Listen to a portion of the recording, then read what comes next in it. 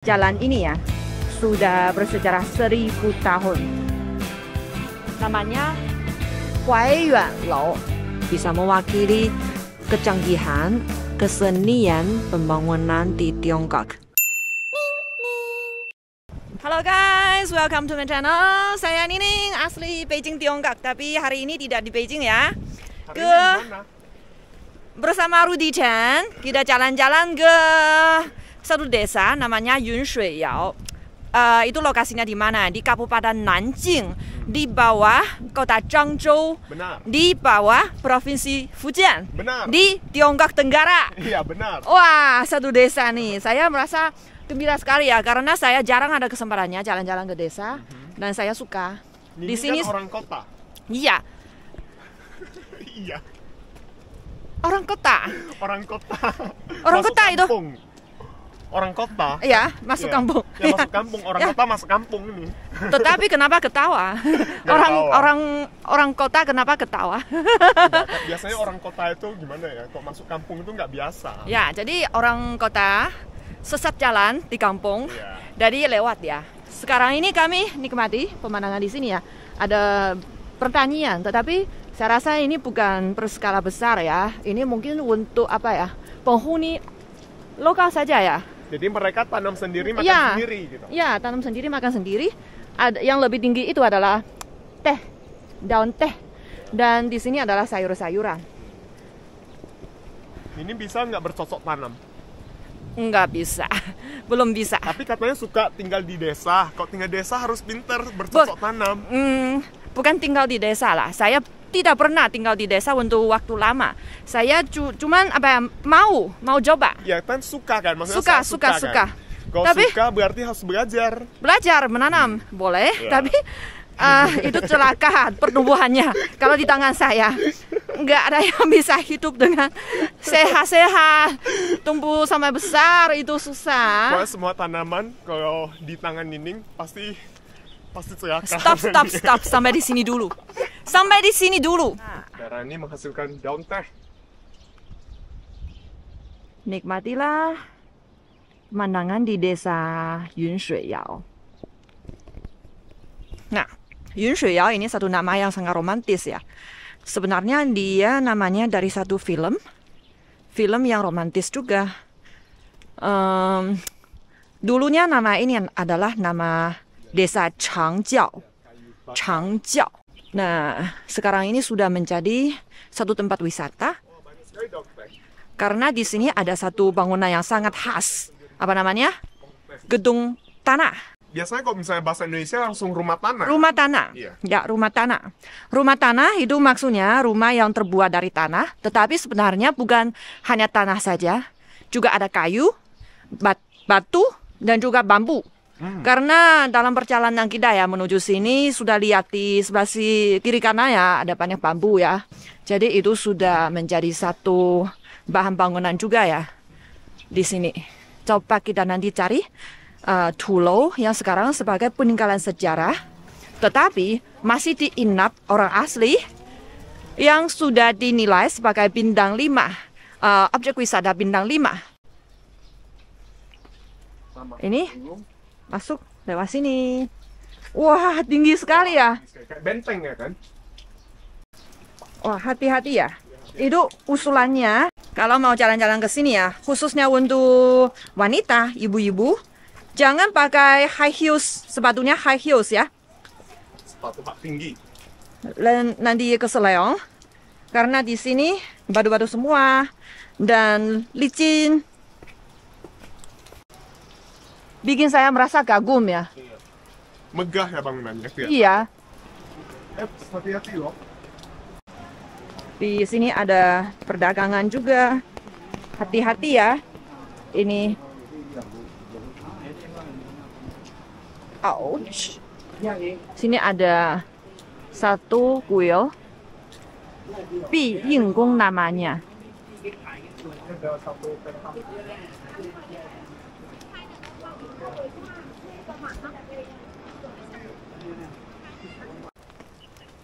Apa ini?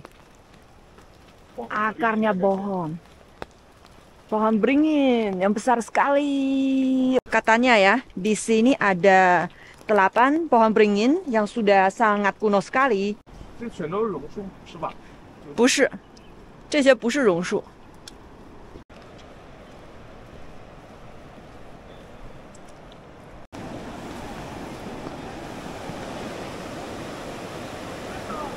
Cepat ya sungainya.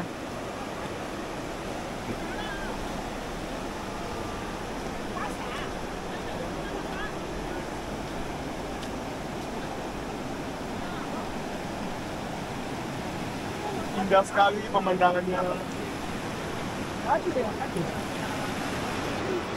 你是你们那么短吗？啊？哎，你把你吃多了好多。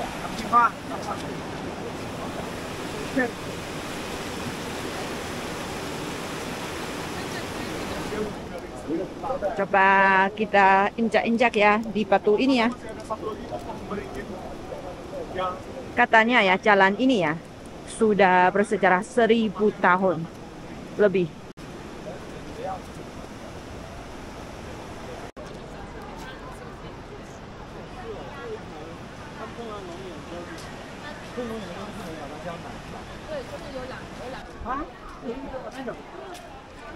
Depan sana ada pohon beringin lagi yang lebih gede lagi. Ya. Oh. Wah, banyak orang fotoin di sini. Ada satu pohon beringin ya.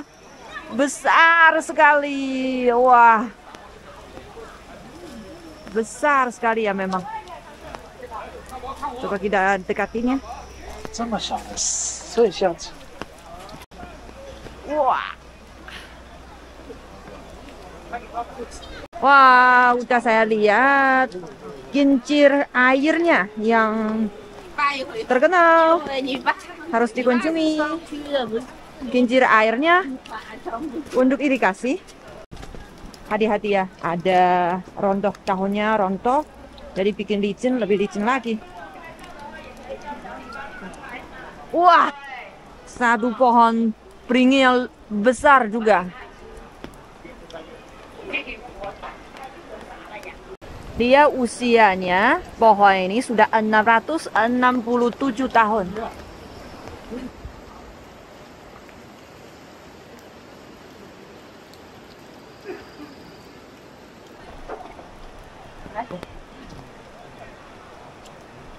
Ini satu kincir air. Naik dari tangga ini ya. Sampai ke lantai kedua. Tempat untuk makan. Di sini ya masih ada kamarnya untuk diinap. Oh, kebetulan nggak ada orang, jadi kami bisa lihat seperti ini. Wah, enak juga ya. Sebelah sini tempat untuk makan. Karena sekarang jam 3 sore, makanya nggak ada yang makan di sini. Sudah lewat waktunya makan. Kita coba bawa Anda lihat pemandangan di sini ya. Oh, bangunan-bangunan ini sudah bersejarah. Ini di bukitnya, tanahnya bisa kelihatan ya, warna kuning kemerahan. Sangat khas ya. Wah, di sebelah sini sudah kita tiba ya, sampai ya. Satu rumah tanah yang sangat terkenal adalah tujuan kita hari ini. Halo guys, saya Nining. Nah, hari ini ikuti Nining kunjungi satu bangunan arsitektur yang sangat luar biasa, namanya rumah tanah Tulou dalam bahasa Mandarin. Nah, masing-masing rumah tanahnya punya namanya sendiri ya. Yang ini namanya Huaiyuan Lou. Ini sangat istimewa. Kayaknya kalau di seluruh Tiongkok, biasanya di Tiongkok Selatan ya punya rumah tanah seperti ini. Nah, dan kebanyakannya 90% lebih ya berada di provinsi Hokkien atau Fujian. Nah, di Fujian ada beberapa daerah, semuanya terdapat Tulou yang rumah tanah ini. Dan tempat ini Yunshuiyao, desa Yunshuiyao adalah salah satunya. Di sini ada 2 rumah tanah yang paling terkenal. Ini adalah salah satunya yang bulat ini ya, namanya Huaiyuan Lou. Sekarang ini sama Rudy sudah berada di depan ya. Iya. Huaiyuan Lou ya, rumah tanah namanya Huaiyuan. Salah satu dari Tulou ya. Ya, Tulou itu dalam bahasa Mandarin ya. Iya, Kalau benar. bahasa Indonesia rumah tanah Yap. namanya Huaiyuan. Nah, ini sangat terkenal justru karena Tulou atau rumah tanah sekarang ini sudah menjadi warisan budaya dari UNESCO. Iya. Sudah sukses. Dan waktu kita mohon ya, mengajukan permohonan, ini kasih kontribusi besar. Oh, kenapa? Karena ini adalah sampai sekarang ini adalah yang teknologinya paling canggih, keseniannya paling bagus, meskipun ini bukan yang paling tua. Dan yang paling terawat katanya. Terawat, ya. ya. Yang paling terawat nih Ya, namanya Huaiyuan ya. ya, yang satu dilindunginya paling utuh. ini. Iya. Justru karena dia bukan yang paling tua, makanya tekniknya untuk membangun satu rumah yang terbuat dari tanah itu Yep. sudah diakumulasi selama 1000 tahun lebih. Oke. Ya, sudah ada uji coba di tempat yang Iya. lain. Sampai waktu membangun ini sudah sampai puncak. Iya, dan usianya belum terlalu tua sebenarnya. Ini dibangun pada tahun 1905 hingga 09. Jadi Dinasti Qing. cuma 100 tahun lebih sebenarnya Ya. Jadi memang kelihatan masih sangat bagus sekali, terawat sekali. Nah, di dalamnya seperti apa? Apakah ada orang yang laki tinggal di dalamnya? Penasaran? Kayaknya sudah kebocoran ya. Kemarin sudah kasih tahu. Masih ada. Oke. Kita masuk ya. Di wilayah ini, di desa ini semuanya orangnya marga sama, margajian. Keluarga margajian. Ya, jadi pemilik ya rumah ini adalah satu keluarga yang bermargajian juga. Biasanya ya, orang yang tinggal di dalam satu rumah tanah yang sebesar ini bukan beberapa keluarga, bukan sekampung, melainkan satu keluarga saja. Keluarganya besar sekali. Jadi, saya merasa ya orang Hakka atau orang Hokkien juga ya, mereka punya kesadarannya untuk setia kepada keluarganya dan persaudaraan itu sangat kuat.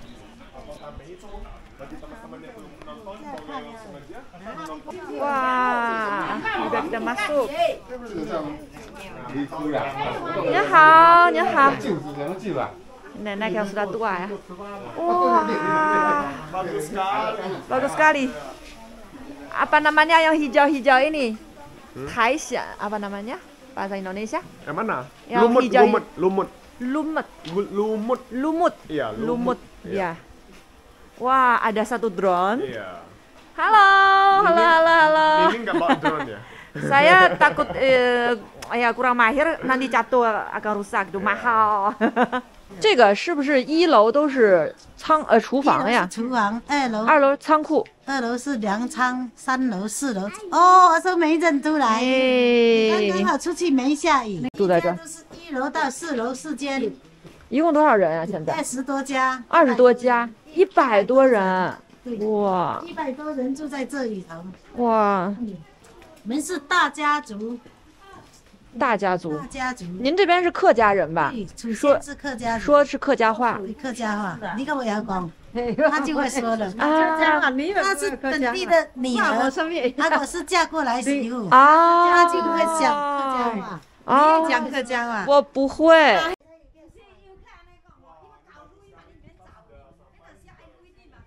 Oh, 감사. Jadi tadi aku mencoba bahasa Hokkien Medan aku di sini ternyata bisa komunikasi. 从这上去。好，谢谢。慢慢。哎呦，oh kita naik ya. Ya, kita naik dulu. Kita explore dari paling atas. Katanya lantai 1 adalah dapur, lantai 2 adalah gudang untuk beras, untuk makanan. Terus, wah ini lantai kedua ya, udah mulai ada jendela. Lantai 1 tidak ada ya. Wah ini temboknya tebal sekali ya. Iya, tebal. Kenapa? Tahu nggak fungsinya? Kenapa tebal sekali? Harus lebih tebal untuk menahan agresi, lebih kuat. Dan menahan hawa dingin juga sebenarnya. Oh Iya. iya benar. Menahan serangan musuh dan menahan hawa dingin. Jadi semakin tebal semakin baik. Ya. Dan kenapa di sini cuma ada satu jendela kecil? Oh kenapa? Kenapa? Tahu nggak? Untuk mengawas. Iya, untuk mengawasi sebenarnya, mengintai Mengawasi. musuh aja. Oh fungsinya. iya. Sebenarnya fungsinya bukan sebagai ventilasi ya. Naik terus. Oh ini lantai 2 kita kunjungi gudangnya untuk makanan. Dulu berfungsi sebagai gudang nih katanya. Ya. Ini masih ditinggali orang guys ya. Wah, ternyata di tengahnya masih ada satu rumah lagi. Oh. Satu rumah tanah lagi. Ini sebenarnya di tengah-tengah ini berfungsi sebagai aula utama kalau nggak salah.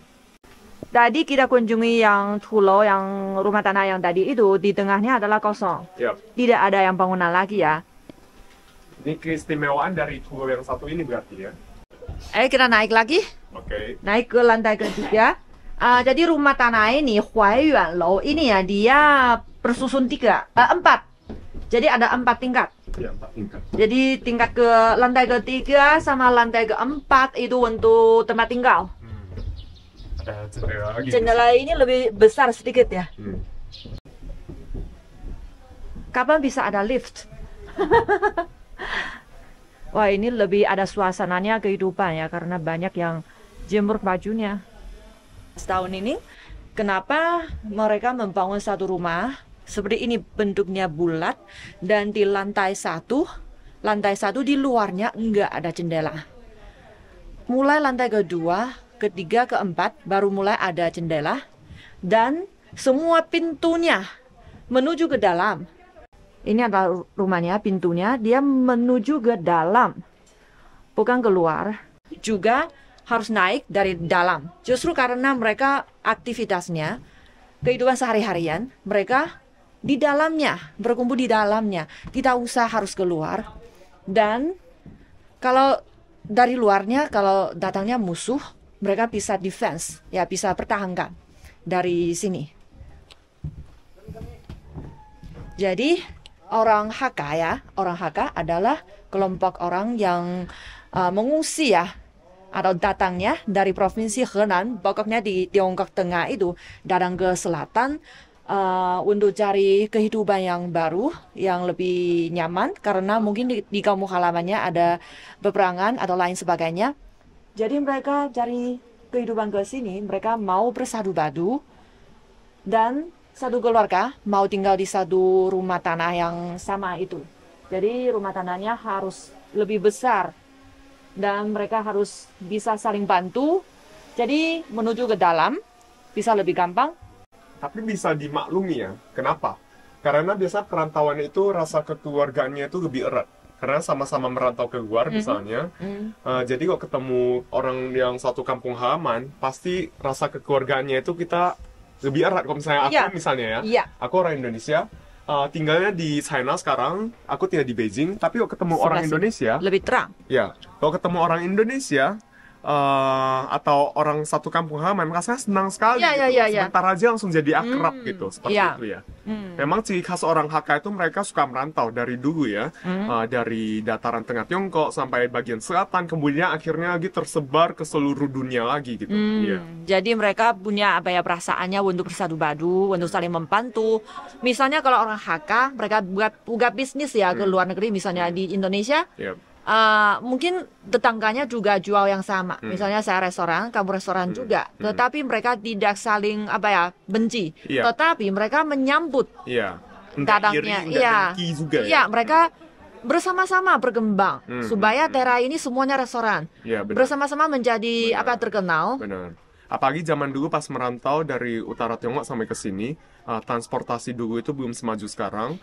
Jadi mungkin pas dari utara ke selatan tuh dan perjalanan semuanya terpisah juga gitu. Iya. Jadi pada saat sampai di sini, mereka sangat menghargai ikatan kekeluargaan jadinya. Ya. Coba kita jalan terus. Melihat ya, ini dari sudutnya dari lantai ketiga. Nah, bisa lihat sedikit ya di dalamnya. Lantai 1 di tengah itu.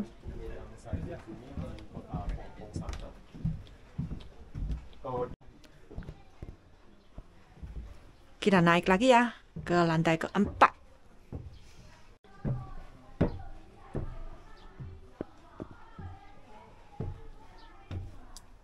Oh, harus hati-hati ya. Ini tangganya. Naik ke atas.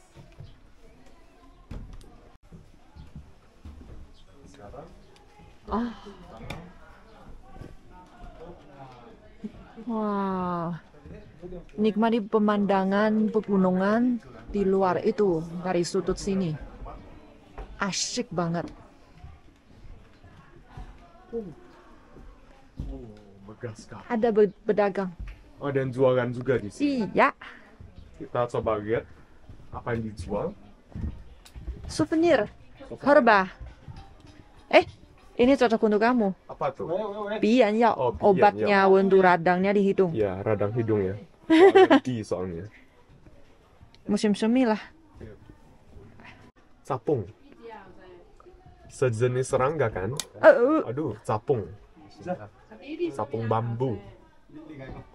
Dragonfly. Bahasa Indonesia capung. Capung. Terlalu banyak kosakata yang baru. Gak apa-apa, biar belajar terus kan. Capung. Belajar terus, lupa terus. Belajar satu, lupa yang satunya lagi. Gitu. Batu pato itu Krakau. Krakau, ya Krakau. 您这个鼓楼里有没有那个，就比如说有一个大家长似的，比如说有没有？就是各家过各家的。哦，我以为是有一个老人，是所有人的祖母啊，或者以前是捡亲戚建下来，传下来的，都是他的后代。后代。但是现在那个老人都已经好几代以前都不在了。到晚才第四代，第四代，您是第四代第四代的。啊？我们这边的辈分比较高，哦，辈分比较高。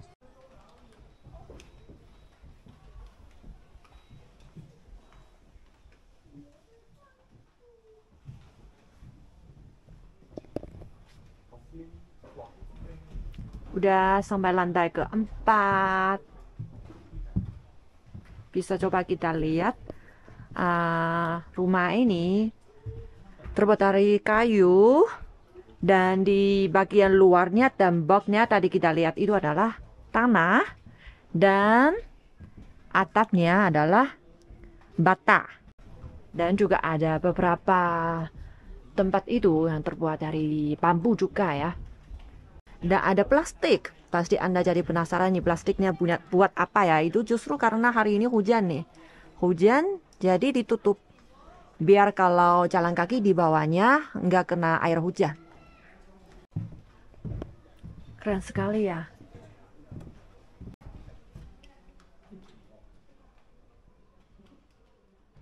Peninggalan ini, arsitektur pembangunan Tulau rumah tanah ini sudah dianggap sebagai arsitektur yang sangat berharga ya, bisa mewakili kecanggihan kesenian pembangunan di Tiongkok.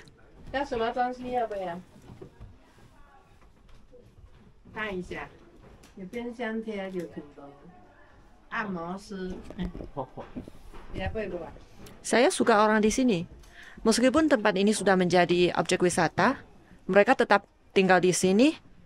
Mereka tidak menolak ada pengunjungnya dan mereka sampai sekarang ini ya sejauh ini masih belum begitu komersial.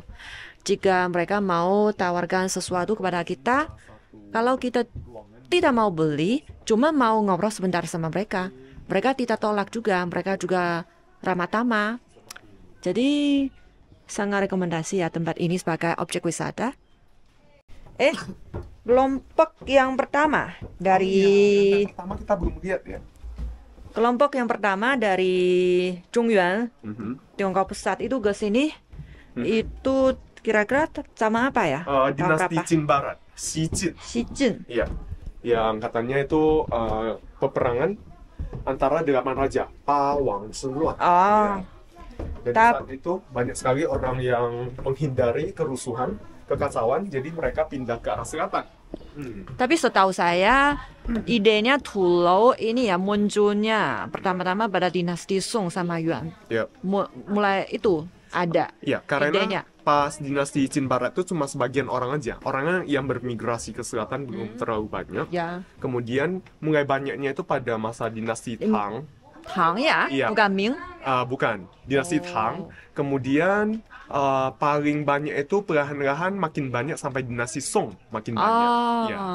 Jadi membentuk sebuah komunitas yang sangat besar sekali sampai dinasti Song. Ya. Oh, oke. Jadi mungkin pada saat itu ya baru dimulai dibangun Tulo seperti ini. Sampai puncak? Puncaknya dinasti Ming ya. sama Iya. Qing. Iya, karena Ya. banyak sekali Tulo itu yang dibangun pada masa dinasti Ming dan Qing. Paling banyak itu dinasti Ming dan Qing. Ya. Khususnya akhir Ming. Iya, iya. Kita coba lihat ke lantai 1. Lantai 1 ini ada satu bangunan di tengahnya ini. Apa fungsinya? Ini fungsinya untuk aktivitas kolektif ya. Iya. Oke, Iya. Kita Turun. coba lihat ke bawah.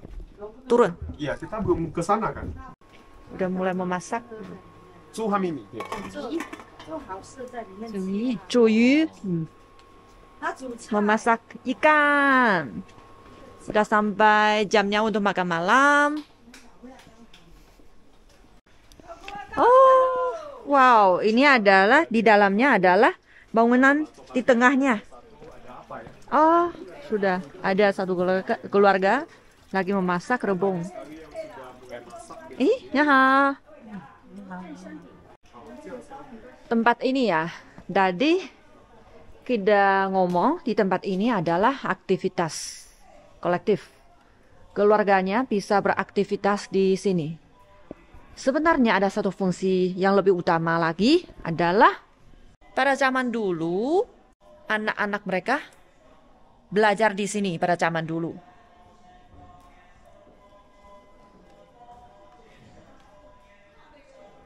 Ini adalah ruang kelas sebenarnya.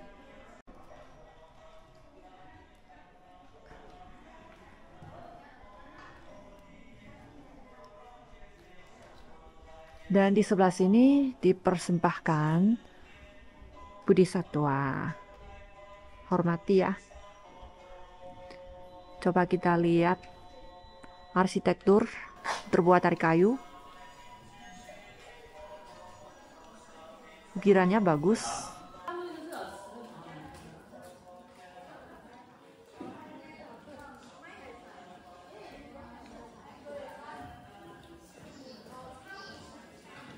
Halo guys, sudah selesai kunjungan saya di sini ya, di satu rumah tanah Huaiyuan yang luas bangunannya sebesar 3.468 meter persegi. Wah, luas tanahnya 1.384,7 meter persegi. Karena dia persusunnya, jadi luas bangunannya lebih besar. Wah, luar biasa kunjungannya di sini. Tadi seorang bapak bilang dia adalah generasi keempat. Jadi ngobrolan sama seorang penjual martabak di sini, ibunya bilang dia sudah generasi ke-22. Wah, ternyata sudah lama ya, karena sudah 100 tahun lebih, pasti generasinya juga banyak. Jadi aku juga bingung sampai generasi keberapa. Pokoknya sudah bersejarah. Nah, Anda bisa coba jalan-jalan ke sini untuk mengunjungi rumah tanah yang warisan dunia ini sangat berharga ini ya. Sekarang ini saya mau pulang hotel. Esok hari saya ajak Anda jalan-jalan ke satu rumah tanah yang lain yang juga berciri khas dan ciri khasnya berbeda dengan yang di sini. Dadah!